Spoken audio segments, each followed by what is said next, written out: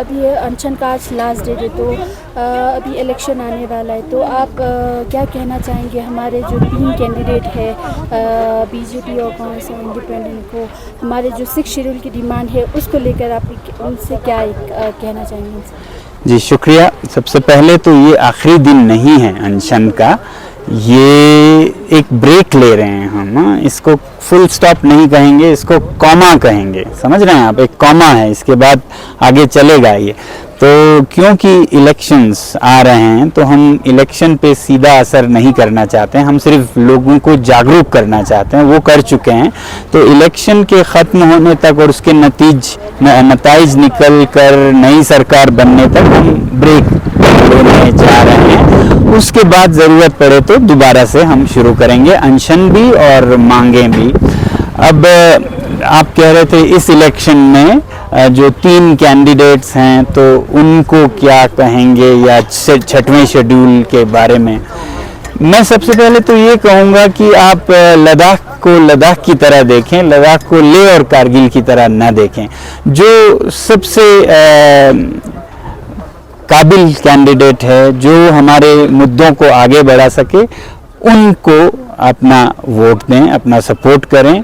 जो नहीं करा सकें, चाहे वो आपके इलाके का या मज़हब का हो या ना हो, फ़र्क नहीं पड़ता। अब जैसे पिछले इलेक्शन में लेह के बुद्धिस्ट नुमाइंदे को वोट दिया, जीत के भी आए, तो उससे कितना लद्दाख का फ़ायदा हुआ ना। तो ये देखने की बात है। तो अपने इलाके का, अपने मज़हब का हो के भी आपके काम ना आए तो उससे कोई फ़ायदा नहीं। उसी तरह करगिल से हो कोई, जैसे अभी हाजी साहब है ना, वो हों, अगर वो काबिल दिखते हैं तो उनको सपोर्ट करने में कोई गलत नहीं है, चाहे लेह से हो, कोई कारगिल से हो। उसी तरह अगर वो उतना नहीं कर पाते हैं जितना कि नमग्याल साहब करें, कोई अगर आपको अपना एनालिसिस में दिखता है, तो वो लेह से हैं इसलिए हम तो कारगिली हैं, हम तो मुस्लिम हैं, या लेह के लोग हम तो लेके हैं, हम तो, ये सब बातें, ये छिलके हटाने होंगे। हमें जमहूरियत को डीकम्यूनलाइज करना होगा। जो कम्युनल परतें हमने चढ़ा रखे हैं उनको हटा के डेवलपमेंट और जो हमारे राइट्स हैं, हकूक की, तरक्की की तराजू पे तोलना चाहिए, और किसी चीज़ पे भी नहीं तोलना चाहिए। इसी तरह लद्दाख रह सकता है, नहीं तो ये और फिरकों में, मज़हब में बंटकर झगड़े का एक फसाद का जड़ बन जाएगा, जमहूरियत अपना नुकसान ज़्यादा कर बैठेगा। तो मैं यही सोचता हूँ कि इसमें हमारे जो मुफाद हैं, जो 6वें शेड्यूल और बहाली जमहूरियत की, उसके लिए जो भी कारगर साबित होगा, आपको लगता है, चाहे वो लेह का हो या कारगिल का हो या कांग्रेस हो या बीजेपी हो या इंडिपेंडेंट हो, जो सही है उसको सपोर्ट करें, जो नहीं है उसको नहीं करें।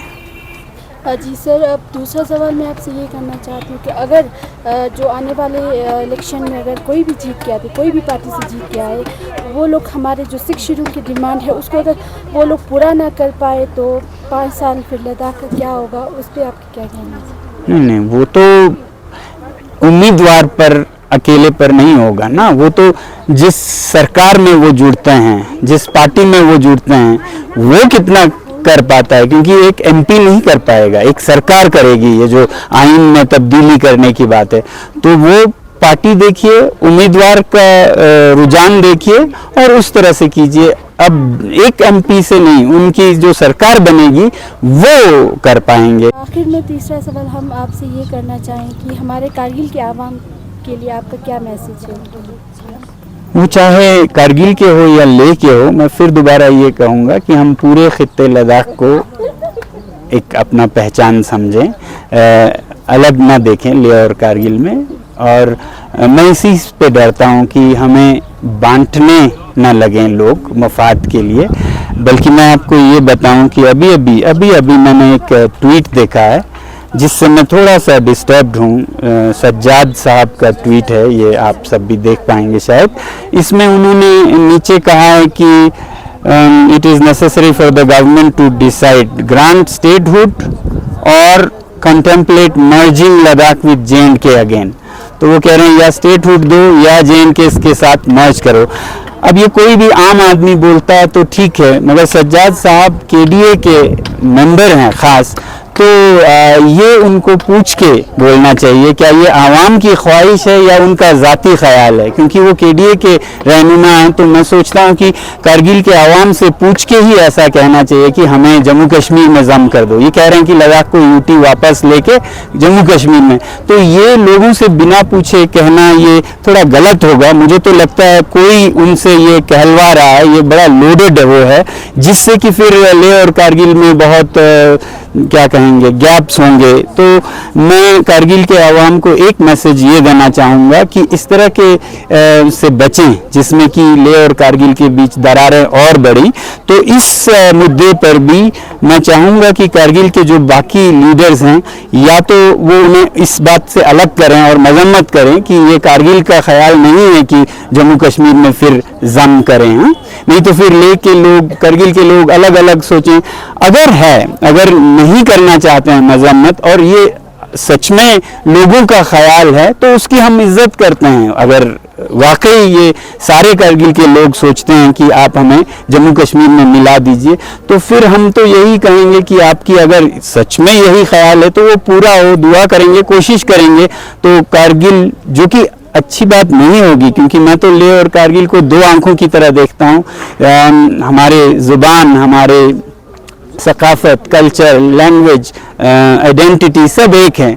तो फिर भी अगर आप चाहें कि हम जम्मू कश्मीर के साथ जाएंगे तो फिर लेह एक यूटी रहेगा, कारगिल जम्मू कश्मीर का हिस्सा बनेगा। अगर यही सच में ख्वाहिश है तो हम फिर यही मांग करेंगे, मगर मेरी उम्मीद है कि ये लोगों की मांग नहीं है। इसलिए मैं चाहूँगा कि कारगिल के लोग और कारगिल के जो लीडर्स हैं वो वाजे करें कि सज्जाद साहब का ये जो ख्याल है, या ये क्या कारगिल का ख्याल है या उनका ज़ाती ख्याल है, या कोई उनसे ये कहलवा रहा है ताकि लेह और कारगिल में दरारें पैदा हो।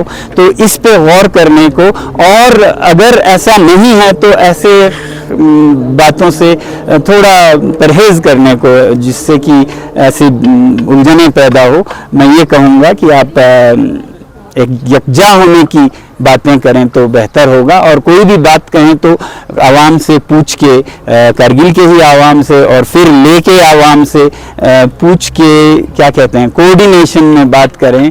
आजकल का बड़ा नाजुक दौर है, इसमें बहुत ख्याल से सोच कर, फूंक फूंक कर कदम बढ़ाना बेहतर होगा। यही मैं कहूँगा। जागरूक रहिएगा, जागते रहो, कहते हैं ना, वो मैं मैसेज देना चाहूँगा। हमारे साथ जुड़ने के लिए